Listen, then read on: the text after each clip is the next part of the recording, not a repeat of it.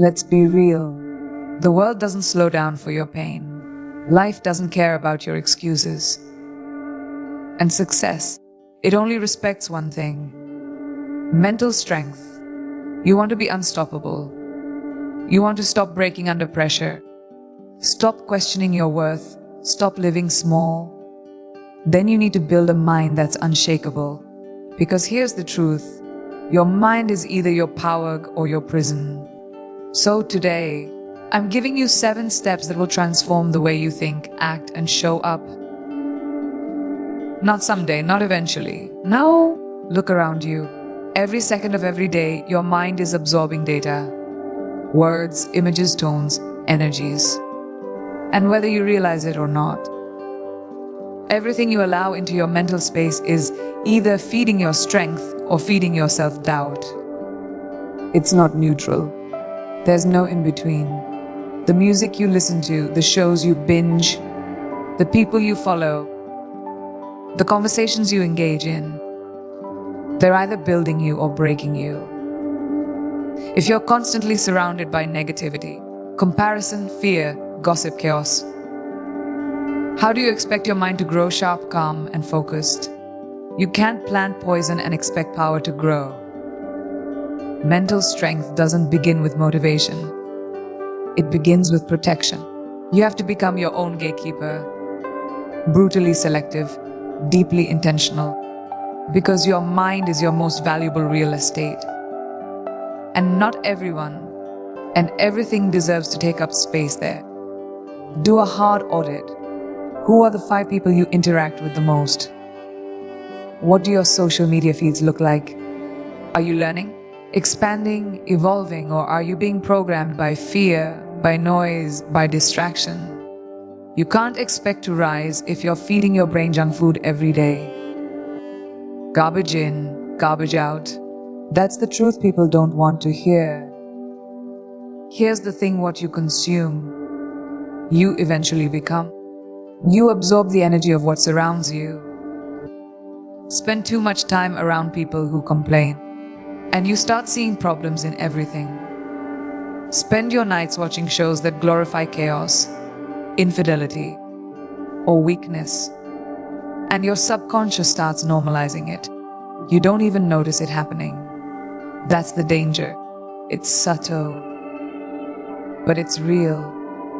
The mind is programmable, and if you're not programming it intentionally, the world will do it for you. And it's not programming you to be powerful.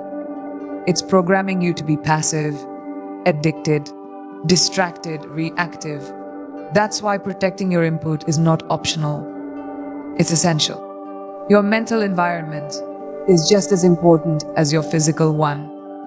You wouldn't live in a house filled with toxic fumes and rotting walls, right? So why do you let your mind live in a toxic loop of fear, doubt, and distraction?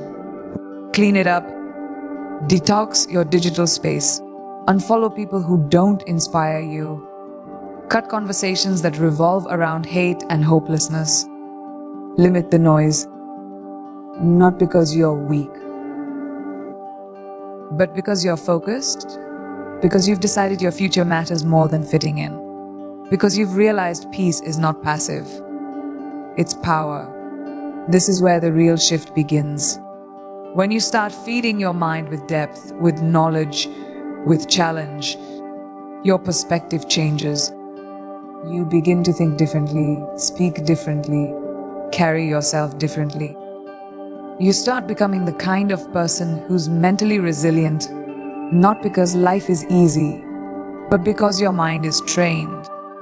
Because you've sharpened it, strengthened it, fortified it with discipline. It's not about becoming perfect. It's about becoming aware, conscious.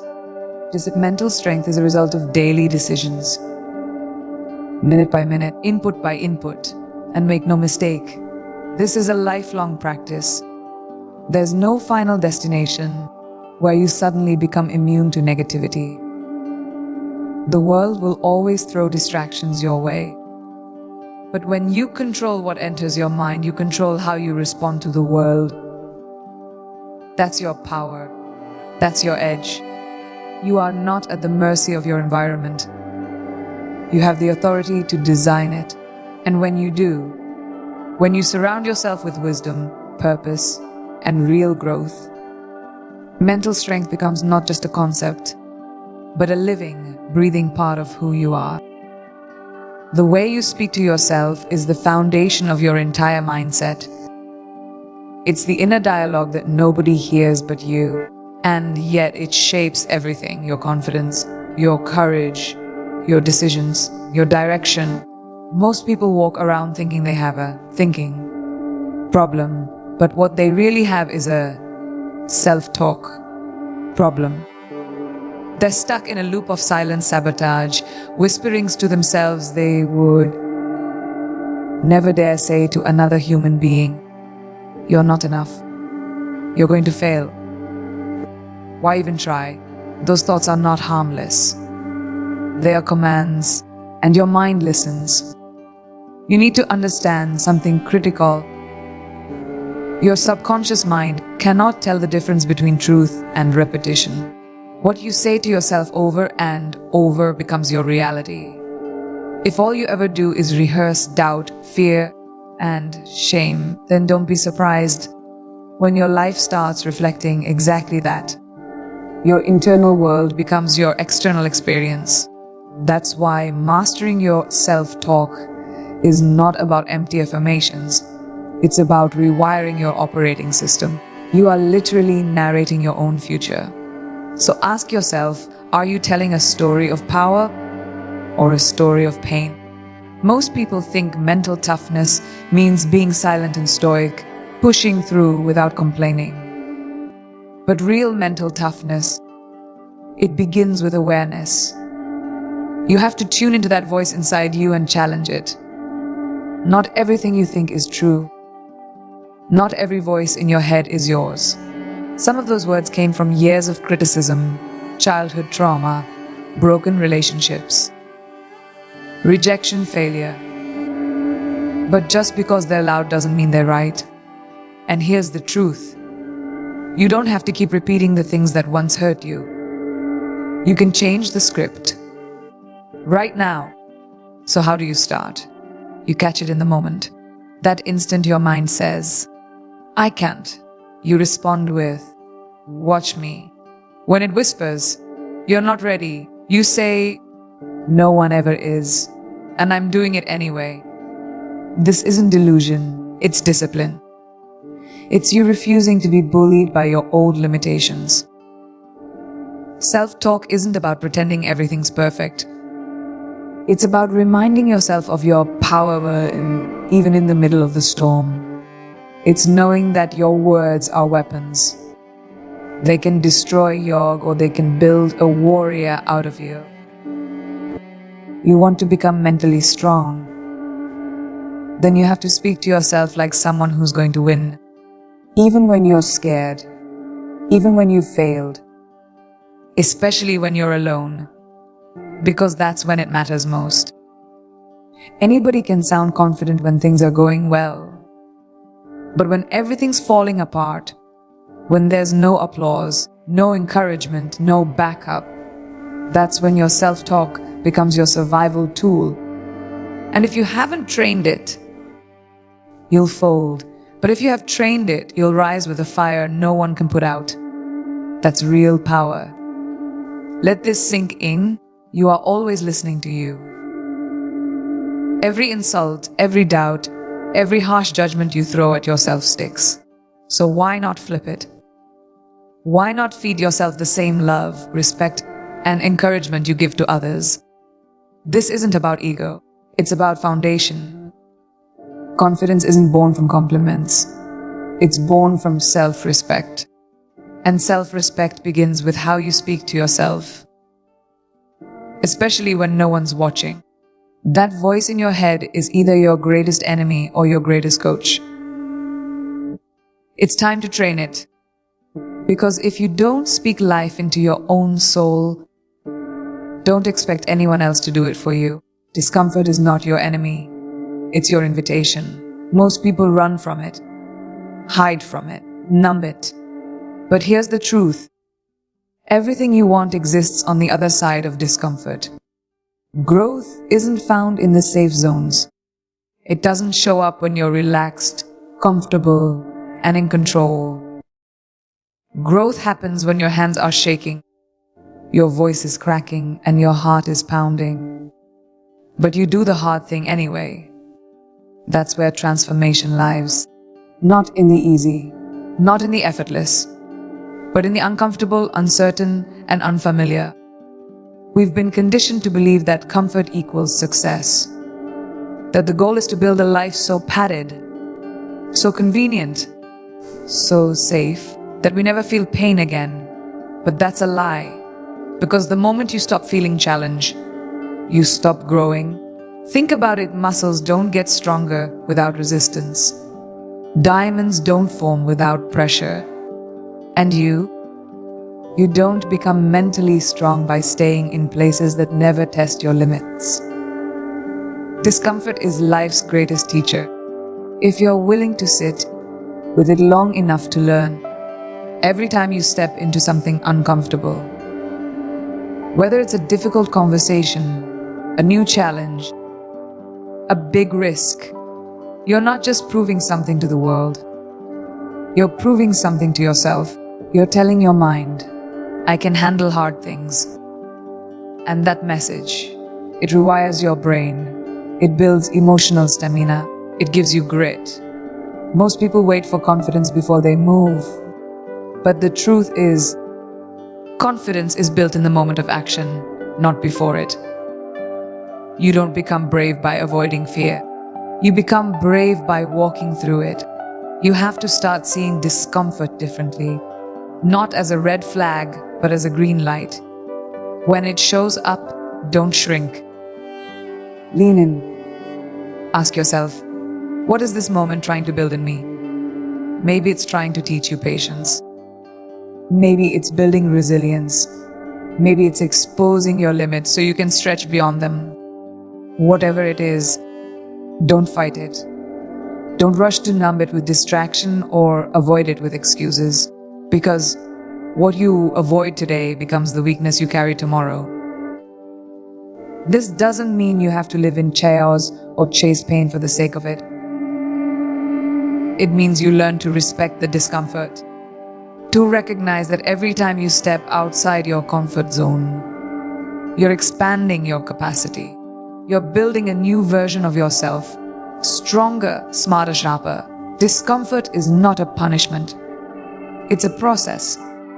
It's how life strips away who you were to make room for who you're becoming.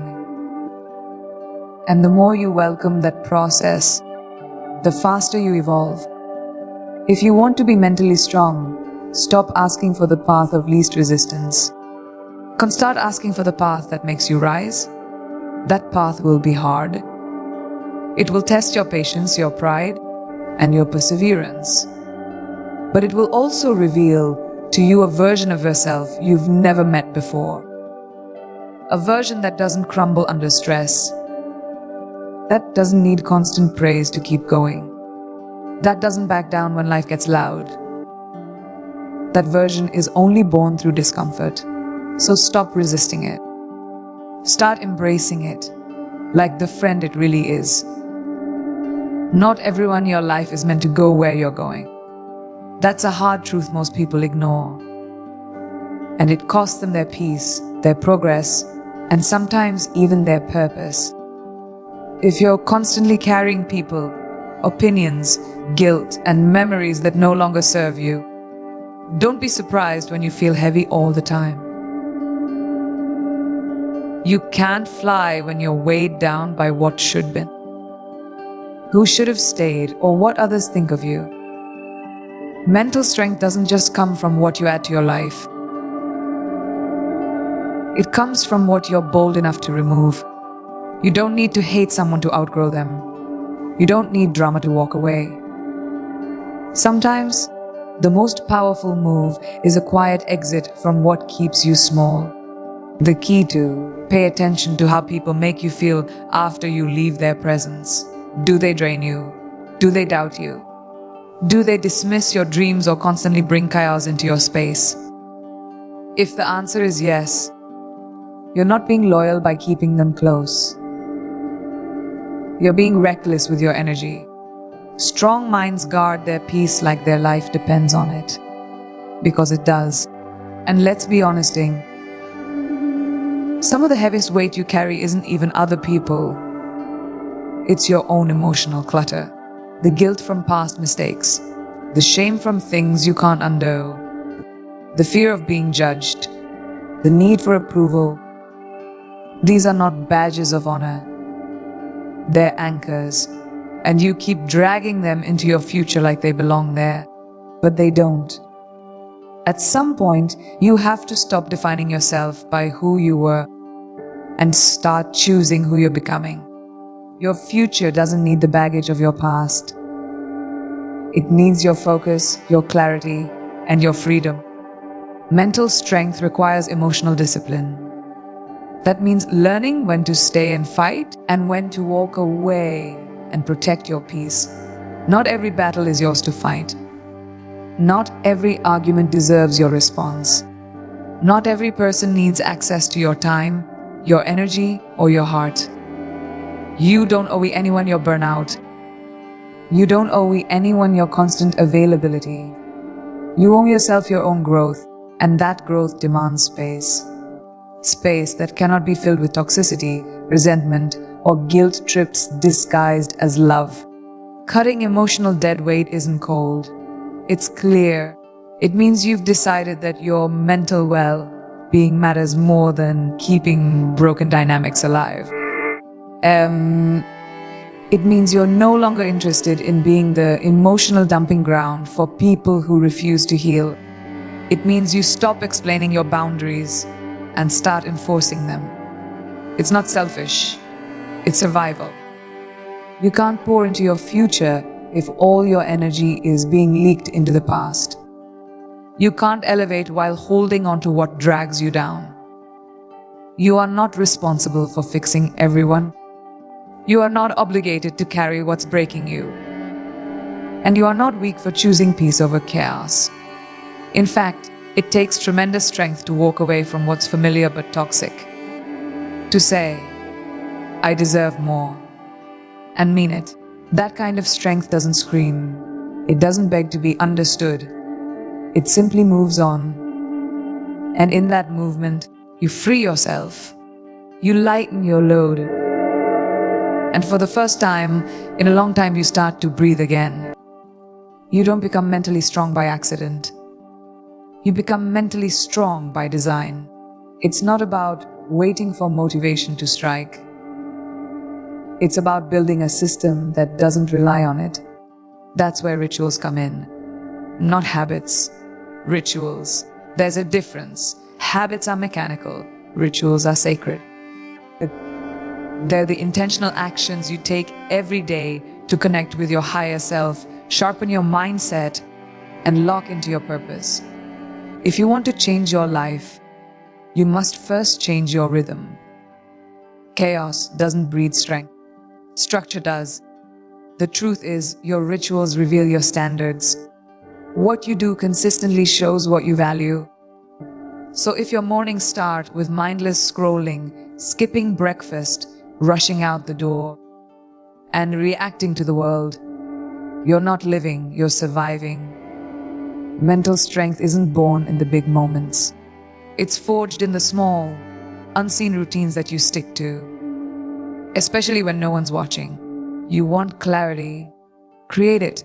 You want focus, train it. You want power, practice it every single day. Build rituals that align with the person you're trying to become. If you want to be focused, meditate. If you want to lead, read. If you want to be disciplined, wake up with a purpose, not just an alarm. Set intentions before the world sets distractions. Fuel your body like it matters, because it does. Move your body like it's a gift, not a burden. And talk to yourself with the same energy you'd use to uplift someone you love. This isn't about doing what's trendy. It's about doing what's transformational. And don't confuse rituals with routines that keep you busy but stuck. This isn't about perfection. This is about alignment. Ask yourself, does this ritual move me forward or keep me numb? Your rituals should create momentum. They should reconnect you with your why.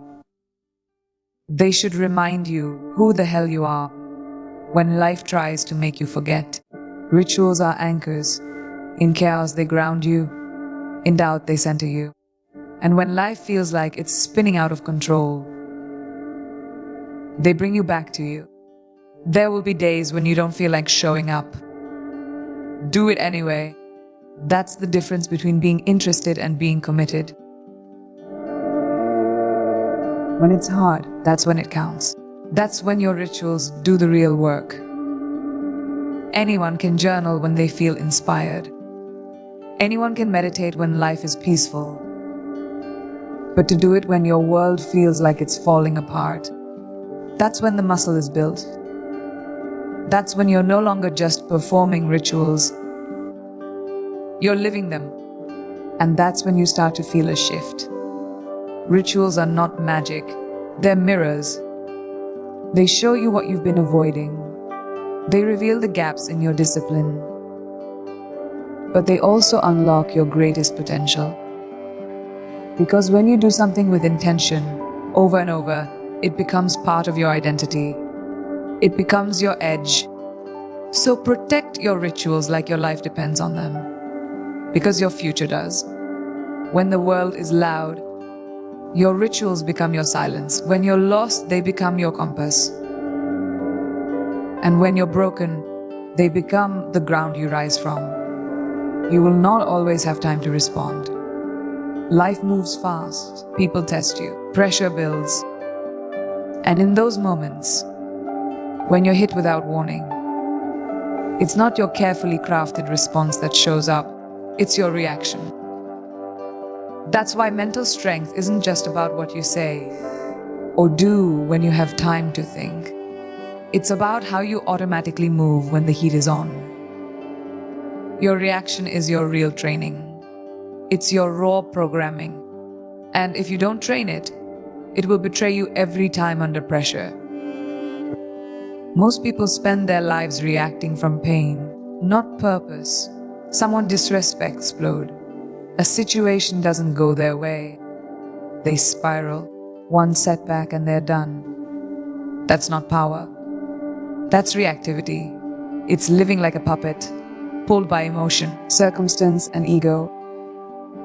But when you train your reactions, you build something far more valuable than control. You build command. You no longer just respond to life. You start to lead it, direct it, shape it. Because you're no longer governed by the noise. You're grounded in intention. This isn't about being emotionless.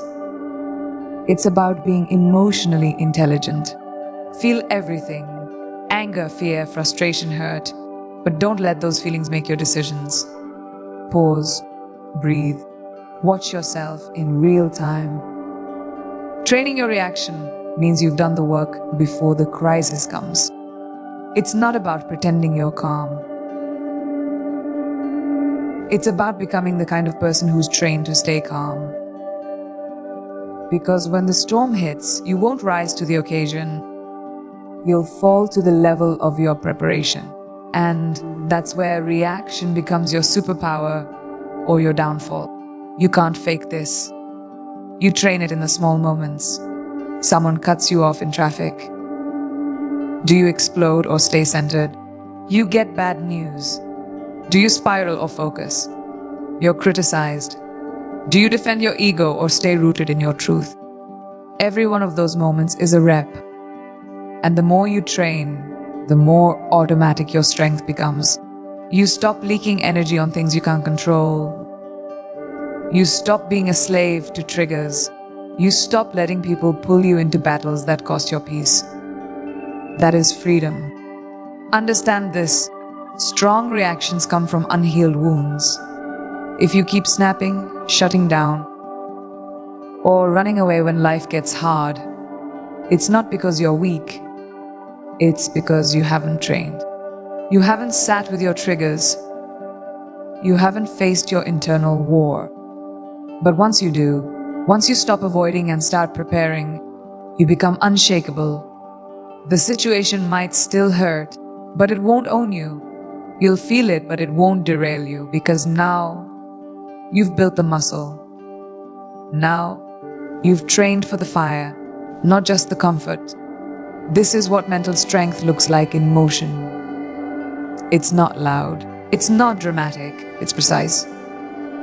Calm, controlled. It's the quiet confidence of someone who has faced themselves. And your reaction is your reflection. Not of who you want to be, but of who you really are. And if that reflection isn't what you're proud of, train it. Get serious about it. Because at the end of the day, the world doesn't reward the most talented. It rewards the most trained. And your reaction, that's your real training ground. There comes a time in your evolution when you have to make a final decision. You either become available for your potential, or you stay available for your excuses. You can't serve both. If you want to be mentally strong, you have to become unavailable to weakness. That doesn't mean weakness won't knock on your door. It will. Often. But it means you don't let it in. You don't entertain it. You don't sit with it, justify it, or nurture it. Weakness may visit, but it never gets to live in your house. Not anymore. Becoming unavailable to weakness is a mindset shift. It means no longer negotiating with your lesser self. You stop telling yourself stories that make quitting sound reasonable. You stop letting fear call the shots. You stop accepting low effort, low energy, and low standards as just a phase. No. You raise the bar and you hold it there. Even when no one's watching. Even when you're tired. Even when life is unfair. Because strength isn't about being perfect. It's about being committed. No back doors. No exit plan. You have to set the tone for your life. You have to walk into every day like your standards are non-negotiable. Like your vision is sacred. Because the world will test your resolve. It will throw chows at you. It will tempt you to shrink, to slow down, to settle. And every time you fold, you reinforce weakness. But every time you stand firm, you build strength, brick by brick, choice by choice. You don't need to feel strong to act strong. You just need to decide that weakness is not an option anymore. This is where most people fall apart. They wait to feel powerful before they act powerful. But mental toughness doesn't wait on emotion. It's built on decision. You wake up and decide, today, I will not betray my goals. Today, I will not tolerate low standards. Today, I will not feed my fear. And then you back it up with action. That's the kind of energy that separates leaders from followers. That's the kind of grit that creates legends. Not because they had fewer struggles, but because they refused to bow to them. Becoming unavailable to weakness also means protecting your energy like it's your legacy. Because it is. You don't engage with people who drain you. You don't argue for limitations. You don't joke about quitting. You don't speak failure into existence. Your words, your thoughts, your environment. Everything you allow around you must align with the highest version of yourself. Anything less is a distraction. Anything less is a trap. Mental strength isn't just internal. It's environmental. You become what you repeatedly expose yourself to. So guard your space with fury. And when weakness does creep in, and it will, you meet it with clarity, not chaos. You recognize it, but you don't invite it in. You say, I see you. I understand why you're here. But you don't belong in my life anymore. That's not denial. That's discipline. That's self-respect. Because at some point, you stop living at the mercy of your feelings and start leading with your principles. You become rooted, resilient, relentless. And that's when everything changes. Not because life got easier, but because you got stronger. Mental strength isn't a gift, it's a choice, a daily, sometimes moment by moment decision to rise. When it's easier to stay down to push forward, when everything in you wants to retreat to believe in yourself, when the world gives you every reason not to. These 7 steps aren't just tools, they're a way of life. You don't just follow them once, you live them, you breathe them, you become them. Because at the end of the day, no one's coming to save you. No one's handing you clarity, confidence, or peace. You have to build it from the inside out, through the struggle, through the silence, through the fire. And when you do, when you truly commit to becoming mentally strong, you don't just change your mindset, you change your life. So ask yourself now, are you done surviving? Or are you finally ready to rise? Because the strongest version of you is already waiting. It's time.